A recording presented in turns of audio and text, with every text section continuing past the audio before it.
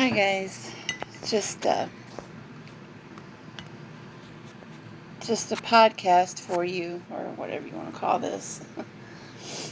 Today's I don't know if I'm gonna get on camera this weekend or not. Excuse the sniffling; it's my sinuses, and I just sprayed my nose. I did finally color my hair. I think I showed y'all that already.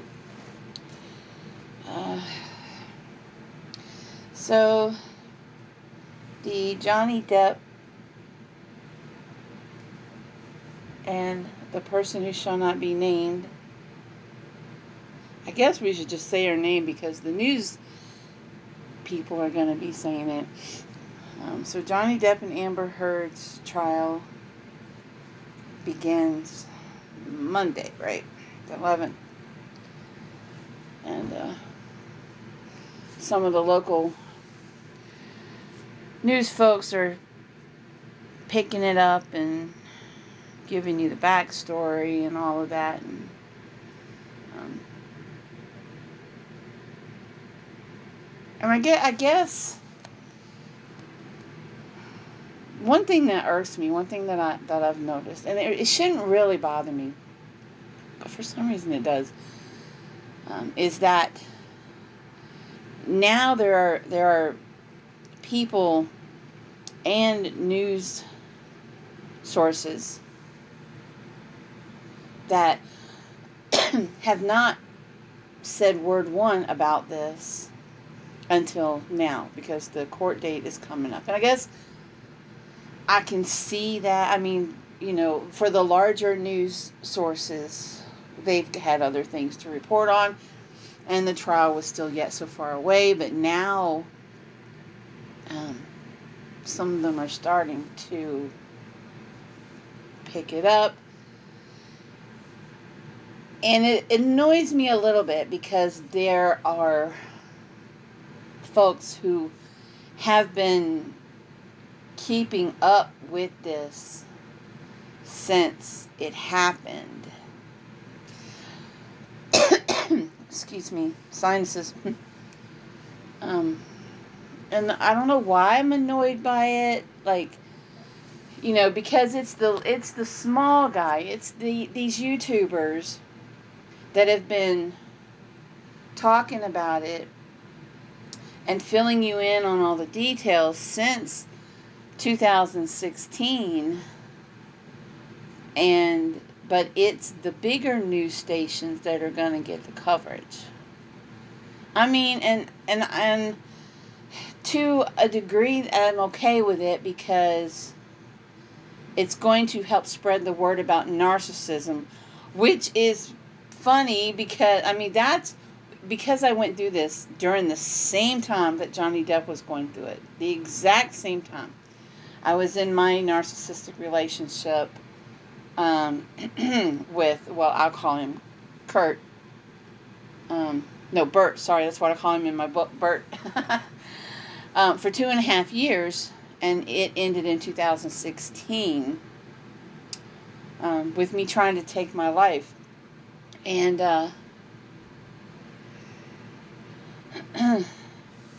where was I going with that? I have no idea. I apologize. I think here's an. Oh, yes. I remember. I started making videos. Believe it or not, these are not the first videos. If you'll go back and look through my channel, these are not the first videos that I've made on this. I took down all of the videos I initially made because it's me blubbering and bawling like a baby. I don't even know if I still have those videos anywhere. Oh, they're god awful. And I was just I was working through my grief. I was working through my feelings. And I should have left them up because it literally showed me going from that stage of just coming home from the hospital to, the working through everything, to you could see me becoming stronger. And I should have left the videos up, but I was like, when I revamped this channel, I was like, And I didn't want people to see me in that light. Didn't want people to see me that way. And I am sorry now that I took them down. If I can find them, I will kind of do a compilation of them if I can find them. I've had like 2 or 3 new phones since then. Um, Maybe I can, I don't even have that phone anymore. I don't have anything on a thumb drive, I don't think. Chances of me locating those files are slim to none. Excuse me. But if I can, I'll do a compilation video for you. Can't make promises on that. But my intention then was to get the word out about narcissism. Hopefully, y'all can hear me. Let me set my phone up so the mic is better. But my sinuses are really, my allergies are really bothering me right now. It's actually very kind of difficult to breathe lately. Last few days, my allergies have just really been really going crazy on me. Um, so, but I wanted to get the word out. I wanted people to be informed about narcissism because at the time, at least I had never heard of it. And when I went to find information on it, there was some out there, but not as much as I thought that there should be. Now, ever since then, there's been a lot more talk about it, a lot more information has come to light. And I actually wonder if Johnny Depp's situation isn't responsible for that. And so I'm grateful that there's bigger news sources that are going to cover this because it's gonna help get the word out about narcissism. I do pray that the people on the jury, that I do pray that the judge is um, educated on narcissism, because unless you are, there's not enough people in the court system that are educated enough on narcissism. I think there needs to be like a whole course study in itself, because a narcissist can walk into a courtroom and make themselves look like a victim without batting an eye, and they're good at it. Um, that would be the only thing that I would be concerned about in this case. Would be her um, pulling that, being that good at lying. Excuse me. He's got truth on his side. Johnny Depp's got the truth on his side, and you just have to trust in that truth. You have to trust that truth is going to shine through. God, I can't. I could not imagine. I had considered taking my narcissist to court for well, for the detrimental, state, the trying to take my life, the emotional state, the distress. But two major things held me back. One was the lack of funds at the time to be able to do that, and two was I did not want to have to drag things out and relive it. I really feel for Johnny in that it's been since 2016. He's moved on, he's gotten stronger, you can see it. But I think you're going to see a different Johnny Depp in that courtroom. I think you're going to see it on his face and in his eyes. I think because when he has to sit there, and I'm sorry, this does choke me up because I'm thinking about having to do it in my own situation. If I couldn't do it, he's stronger than I am, because I couldn't sit there and and much less look my narcissist in the face and relive all of that over and over, and being asked the same God blessed questions again, and having to retell the same story again, every detail again. I couldn't do it. I mean, I couldn't. I wouldn't want to. And one thing I know for sure is the CPT. See, you get CPTSD from narcissistic abuse. It's complex post traumatic syndrome disorder, and your brain will go into a fog. And I'm worried for Johnny because that's what I fear happening to him is when he's talking about it. His mind's going to go back to that abusive. See, he's kind of, his brain is healed. His brain is healed. But when he goes to having to talk about it all, and he is mentally transported back to that place and time, the fog is going to come back, I fear. That's what I'm afraid of. The fog coming back, him blanking, or, you know, maybe not being able to recall something as clear as he could when it first happened. I mean, that's going to happen with anybody because it's been several years. I know for me, if I go back and read the book that I wrote about my situation, you know, I wrote the book for two reasons. One, I wanted to help other people who have been through it, and so that I didn't. If I needed to recall it, I could reference my book. I mean, I can tell you now. I'm sure I could tell you now, but the things that happened. But even now, if I think back to that time, I may zone out because my brain is remembering what happened and it's reliving it. And I feel like that's going to happen to him. I hope it doesn't. I pray that he's given clarity and strength to deal with this. But I'm kind of a little bit upset because there's going to be so many upset for him. There's going to be so many people there, yes, supporting him, absolutely supporting him. And I plan to be up there for at least 1 or 2 days. The trial will be ending as my vacation is beginning. So I plan to get up there for at least 1 or 2 days. It's so sad the hotel just called today because I had reserved a room up there at the nearest hotel, big tall hotel, I forget the name of it, Fairfax something or other. Anyway, but I I had to make sure they knew it was canceled. I'm glad they called because they still had me in their system. Um, because of my daycare, I can't be gone, you know, like that. Plus, someone has to watch my Sandy girl when I'm away like that.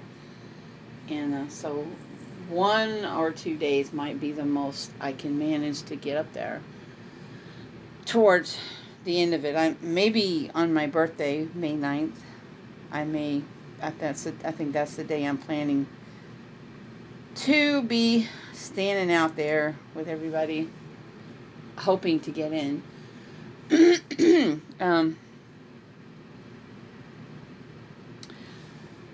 But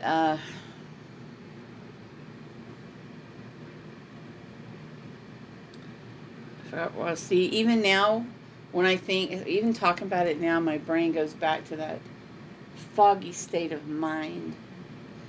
And I pray that he has strength and clarity to get through it. I kid not. I just. Um, the other thing I was wanting to mention is that if y'all are praying people, I feel really uneasy sharing this. I shared before that I deal with depression. I deal um, with with all that, and part of it is that I'm with kids all day, you know, and I will literally go weeks, sometimes several, sometimes 2 or 3 months without spending like quality time with other adults. And it gets to me. I'm sorry. It gets to me. I love the kids. It's not that I don't. It's just that my schedule is so busy that even when a friend invites me to go somewhere, I can't during the week. I've got up so early, and I don't go out on a work night because I have to be awake and alert for the kids. I don't get to go somewhere and sit at a desk. I have got to be on. So it's important that I get every hour of sleep that I need. Um, and usually on Friday nights, you know, once in a blue moon, I'll think to myself, okay, this night, Dreama, I know you're tired. Just go out. You know, um, more often than not, though, I won't. Um, this weekend, I am determined to get out of this house, to go somewhere for a day. I'm thinking, um, and just kind of shut down. You know, maybe drive 460 east, and because I'm very familiar with that area, and just see what I see. Maybe stop at some mom and pop stores. Marketplace kind of stand if I see. I love those roadside stands. Excuse me. I know there's one store out that way that has some nice Native American uh, merchandise, for lack of a better word. Um, which, that reminds me, I'm thinking of starting to make dream catchers again. I would love to send one to Johnny Depp, but I make them totally from. See, I learned to make dream catchers from um, a mentor of mine many years ago. I was young, I was in my 20s. Um, his name was Omatson. Well, that was his native name. And he took me under his wing, and I wanted to know more about all of it. And um, he showed me how to make the dream catchers, that the way that they made them on the Trail of Tears. Actually, um, they would just take twigs and fashion them, bend them. Actually, I can make them in the shape of a teardrop or the circles, just intertwining the twigs, and then you take. You can use the I never can pronounce this. I think it's sinew, or you can use thread. You can use twine, yarn. I don't recommend yarn because it easily breaks. But if it's strong enough, you can. And you can use beads and feathers and whatever. I was thinking about. I made some really elaborate ones years ago, and I was thinking about starting to make them again, um, for to put up for sale, um, in an Etsy, but I'm not sure of it yet. I've had some thoughts about it, but or knowing me, just very likely end up giving them away. But each one, I really they're custom. Is when I make them, I like to make them custom for that person, um, so that they're special to that person. They have meaning for that person. Anyways, what I need y'all's prayer for, is because I'm as I said, I am alone a lot. Aside from the kids, and I went to my sister's not too long ago. I think it was a couple of weeks ago, and they played what I thought was a cruel joke on me. They probably thought they were being funny, but I was ready to leave. I was ready to get up and leave, or bust out in tears or something. Um, but I went to sit on the deck where they were, and because they were all there, I'd gone to the bathroom, come back, and I went to go join them, and they all got up and went to the yard, and where I couldn't see them, and I was like, what the heck? I'm like, where's everybody going? You know, I think it just started pouring down rain, and it did. Yeah, we have some rain storms here. Anyway, and I kind of got mad at first. I'm like, I came here to sit with y'all. I drove 2 hours to visit you. You know, where are you going? And I I got all of my feelings, and was I went from sad to angry, to hurt, like that. And I was like, I'm out of here, and I'm like, I came to visit so I could be around people, and y'all get up and leave, and so then they came back laughing like it was funny, and I'm like, this is not funny. I didn't find it funny. Um, and so I don't think I have forgiven them for that yet. I know it might sound stupid, but I don't think I didn't think it was a funny joke. I found it hurtful. But so I'm I'm by myself a lot, and you can probably tell when I'm talking. I'm not. I'm on. My depression is trying to take hold, but I'm a little nervous. I'm a little scared because of my my past experiences, and um, with this, and it would take just something, a little something, to trigger me, and back in the hospital I would go. I don't want to admit this, but I've had those thoughts again, and I would never with the kids, absolutely would never. But it's when I'm alone I start thinking that way again, and I'm like, Dreama, it would be like days before anyone would even find me if I crossed the line or something. A switch flipped in my head. Um, it would be days, before anyone would even think to, oh, something must be wrong. Daycare parents would just think I was sick or enclosed and just get mad, probably, without checking on me. So, I mean, you don't have to, I'm not at that point. I'm just like, y'all pray for me, because I'm like, it's hard to be strong sometimes. I put myself on autopilot. I've been dealing with a heck of a lot. A heck of a lot. And even though I think things are going in my favor, I'm waiting for something to happen.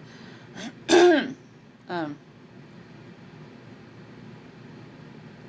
I'm tired. That's a big part of it. I have vacation coming up, and I know that's a big part of it. I'm very tired. That is a huge, huge part of it. Um, this thing with my landlord has, zapped my finances. So there's not really anything I can, like, I can't, like, go spend a week at the beach like I usually do.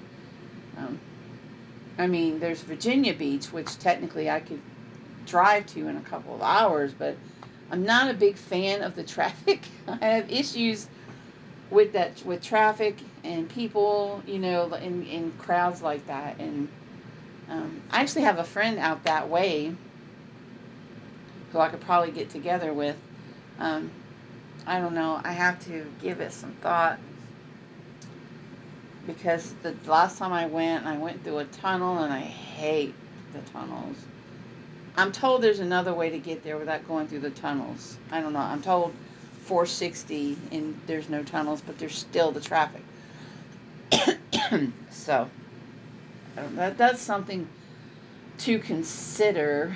I mean, I could possibly, if I could talk my sister into, coming and going with me, maybe.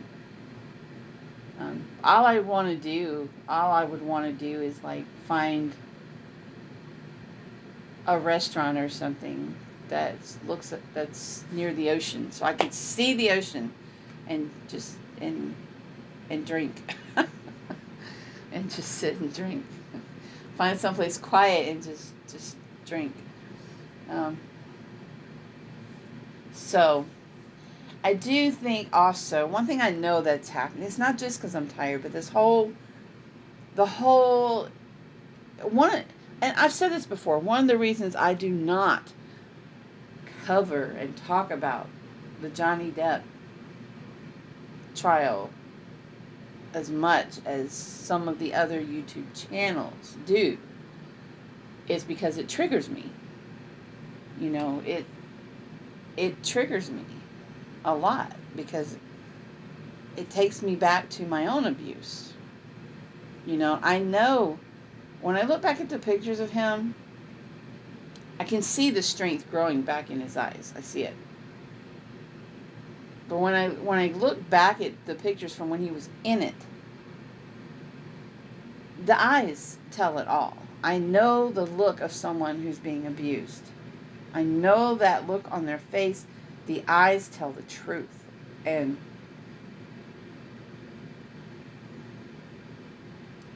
then, if I see it, look at a movie from before he got involved with her, it's like in my mind I'm screaming, you've no idea what's ahead of you. Stop, turn around. I want to take, just like I wish I could go back and take the the the me before I met the narcissist. I never wanted to meet him. I really didn't. He was very persistent. And even when we met, it wasn't mutual. He just showed up at my house. And he didn't even have my address. That's a whole nother. There is a video of me talking about that somewhere. I'll tell you about it though in another video. But um, I just want to go back. I want I want to go back. Forgive me for being emotional, but if I would do this to myself. I just wish that I could somehow go back in time, get a job somehow working on Johnny Depp's crew, and just be like, look, you're going to meet this awful woman, and she's going to seem like an angel, but she's the devil. Stay away from her. Your life is good. Don't mess it up.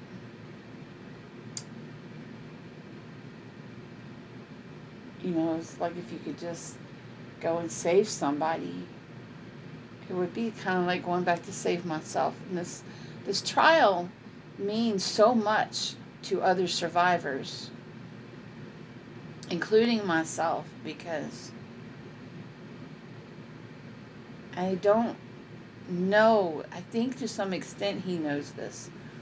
But it isn't just himself he's fighting for. It's all of us.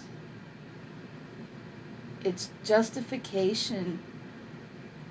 It's just justice for all of us who have come through narcissistic abuse and we're still here. Barely hanging on, some of us, but still here.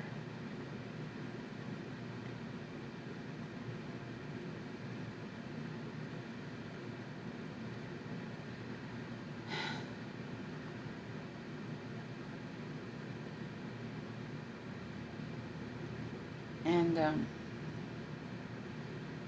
we still struggle. Sure, we go weeks and months and everything seems fine, but something will take us back. For me, May 31st is the anniversary of the day I tried to take my life. And I almost succeeded. I shouldn't really be here. My cousin had messaged my aunt because of something that's I posted something on Facebook, and she said, "Mom, something's not right. Get over there to Dreama's." And she came. And people that knew me very well. I never said I was going to take my life. I had posted what he had just done to me, and they knew me well enough that 13 people had called the police. And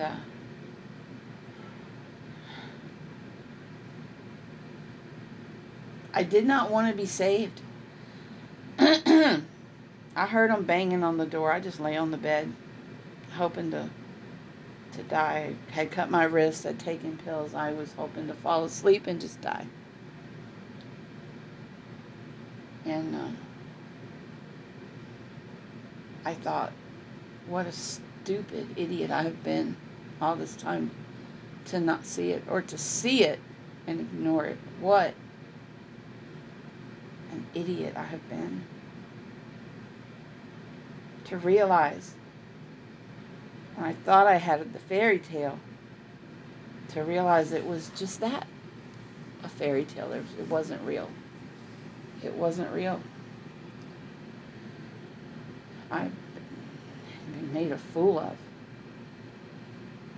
in front of the world, you know, my world, anyways. And even as they were putting me in the ambulance, I did not want to be saved. I kept closing my eyes and people yelling at me, "Dreama, stay awake, stay awake." I had no desire to be saved even at that point. I remember being in the hospital, but I couldn't tell you where I was in the hospital or how I just remember getting in the ambulance. I don't remember the ride to the hospital. I remember bright lights in the hospital. People were around me, but I couldn't tell you exactly who. I remember somebody saying they were going to give me a tetanus shot and in my hand, and that it was going to raise me up off the bed because it had to go into the muscle, that it was going to hurt. I they said later that I came up off the bed, but I don't remember any of it. I don't remember feeling a thing. At that time, I still didn't want to be saved. I didn't want to be saved.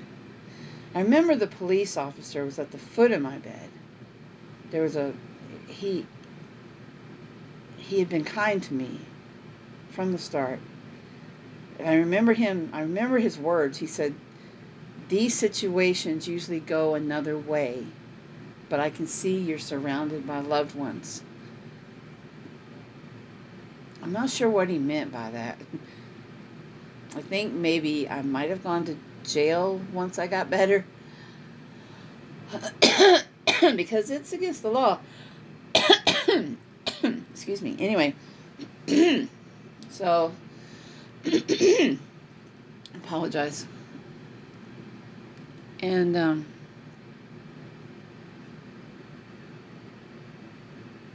then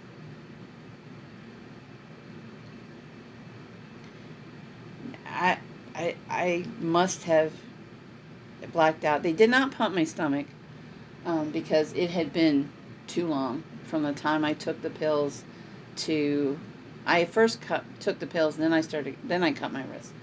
Um, it had been too long from the time I took the pills to the time I finally got into the hospital for them to pump my stomach. It was already in my system. And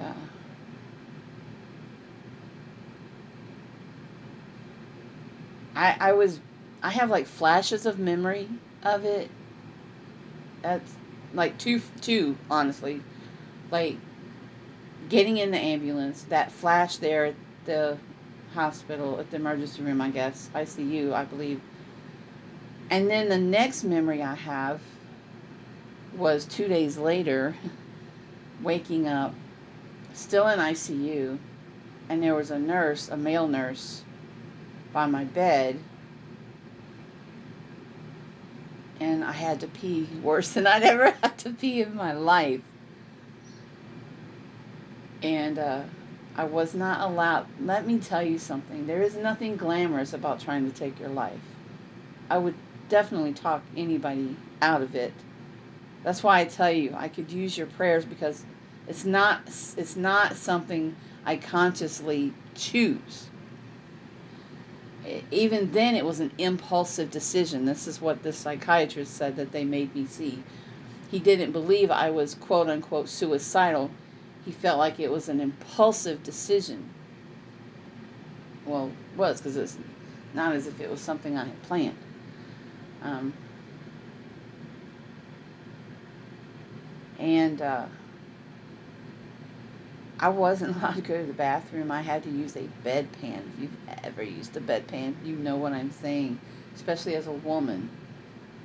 Much less with somebody in the room. It took forever to get that flow going, but once it did, I didn't care. I didn't care what got wet. Um, and I graduated from that to a bedside potty. I still had to be watched, but when you got to go, you got to go. You lose all inhibitions in this situation, because you're not allowed to be alone. There's somebody watching you 24/7.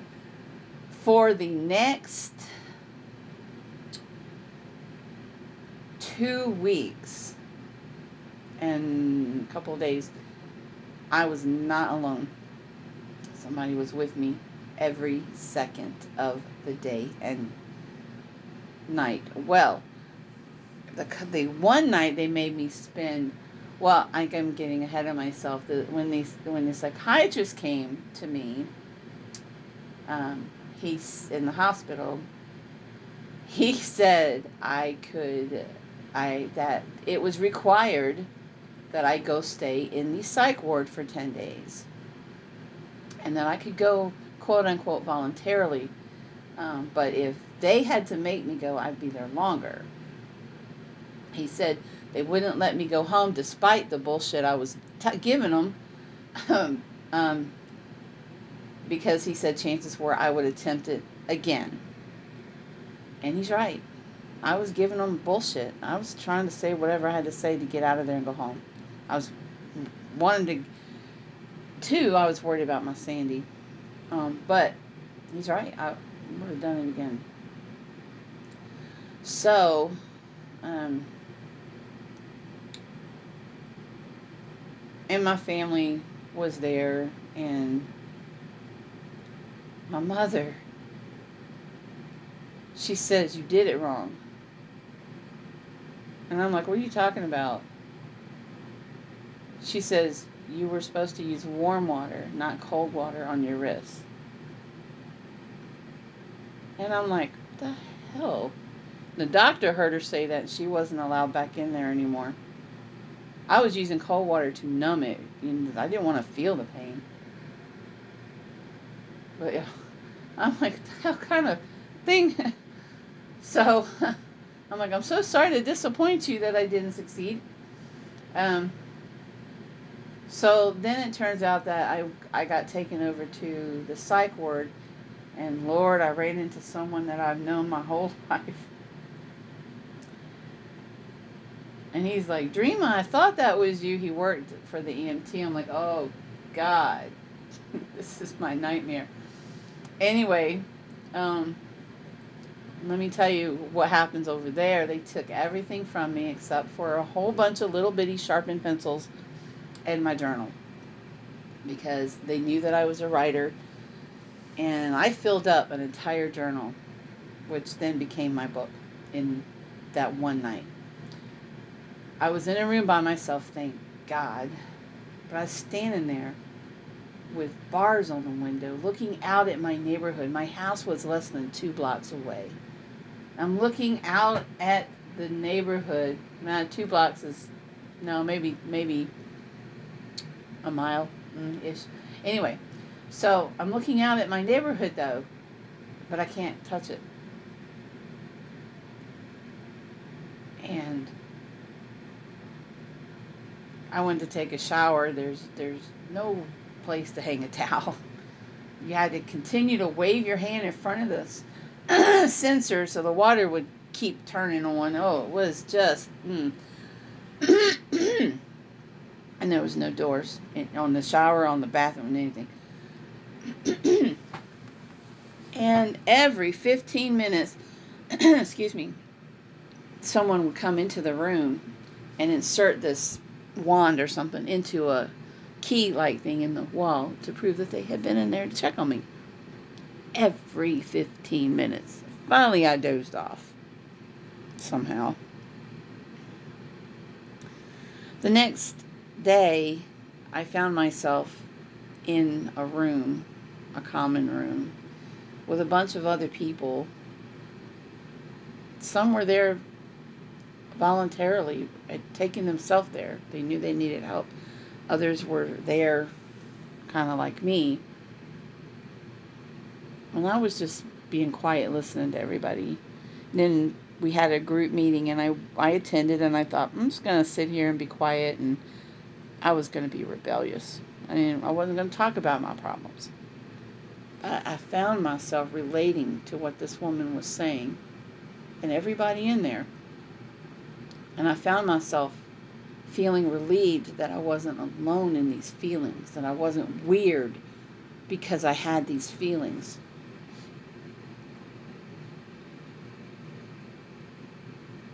And I found myself participating and talking. And then the psychiatrist came in, same day. I was only there for one night. And I'm walking down the hall, and this woman lashes out at me. And I'm just like, okay. And I keep walking. And I get into his office, and he's like, you don't belong here. And I go, yeah, tell me something I don't know. So he's asking me how I feel and blah, blah, blah, and explaining to me that he feels like I had an impulsive moment. And, but he said I could go home that day if I promised that I would get outpatient care, which I did. I went back to therapy for a while. He mentioned putting me on medication, but that never happened. And he made me promise to write. He knew I had written 2 books, and he made me promise to write a third book about my experiences with this particular thing. And so that's where my third book came in, Overcoming Narcissistic Abuse and Discard. I used my middle name when I wrote that book because I did not want family, friends, or, I didn't want anyone's feelings to get hurt, and I didn't want anyone trying to sue me, claiming that it was them I'm talking about. So I changed names and things like that too. But now I don't care if people know that it's me that wrote it. I might actually go put out a second edition of it using my real name. I'm going to ask my lawyer about that, actually. Let's see what he says. But so I didn't even mean to start talking about that. Only in the sense that I think I am prone to, those impulsive thoughts. And ever since 2016, I've kept them in check. But I do think that this whole, thing I can't keep up with the daily on Johnny Depp and all of that because it's so triggering for me. I don't intend to watch every day of that trial. I will catch up with all of it, and get the facts, the basics of what's happening.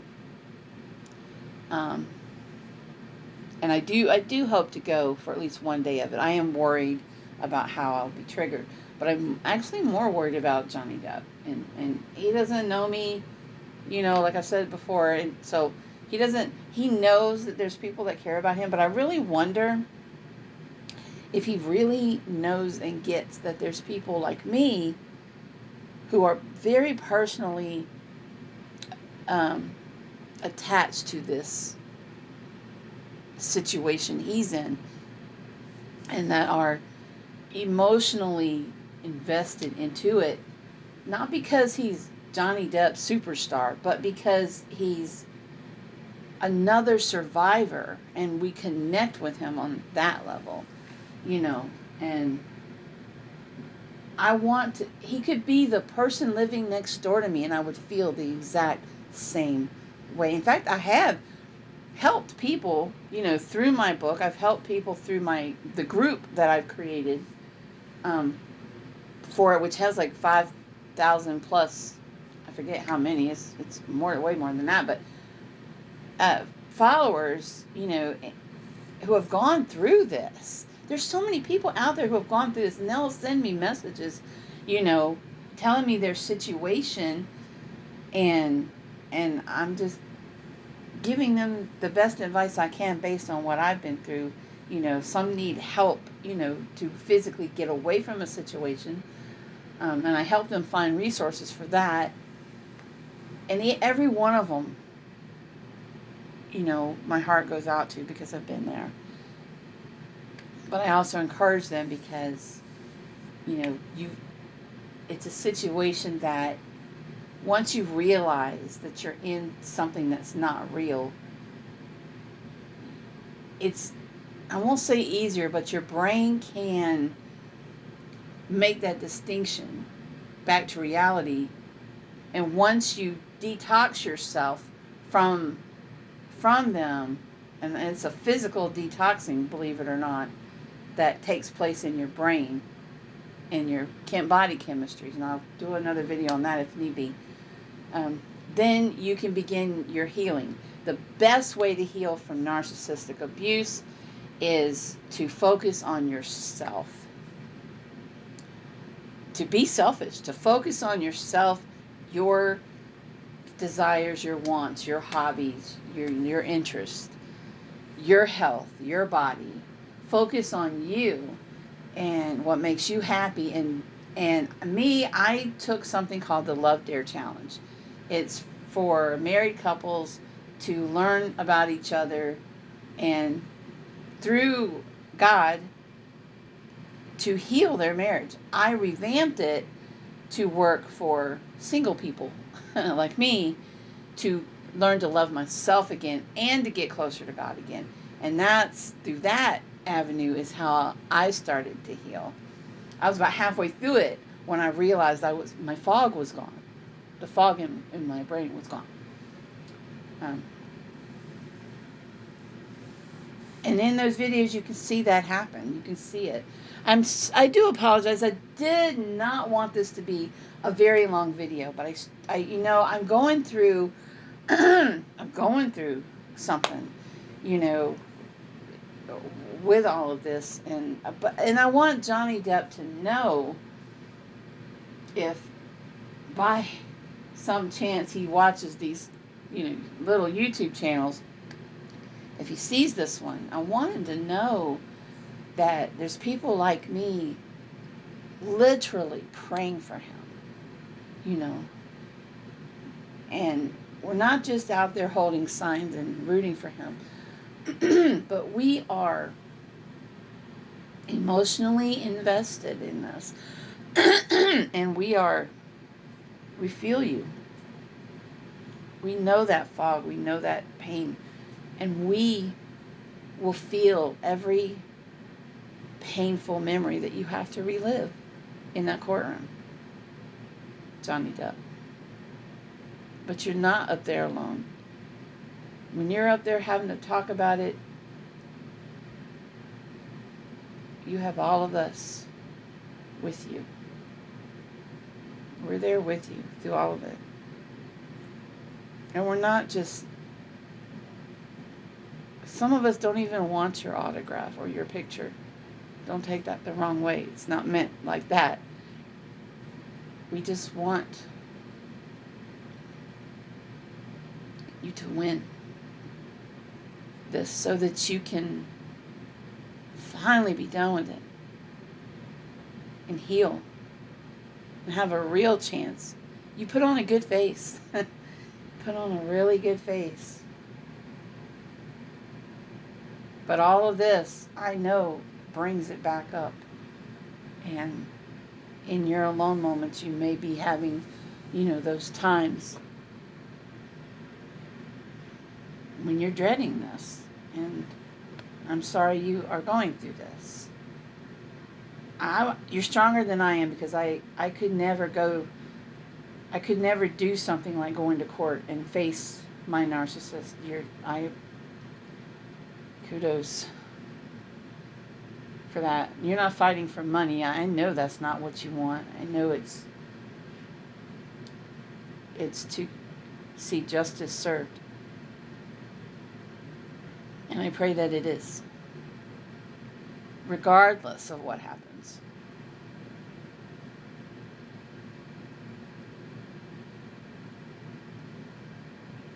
You're going to shine.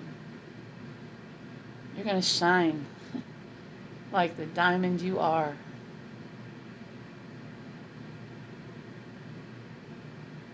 Because that's who you are. And no narcissistic, lying, sad individual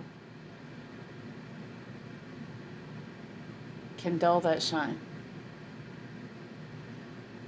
They're just jealous of it, which is why they try to dull it.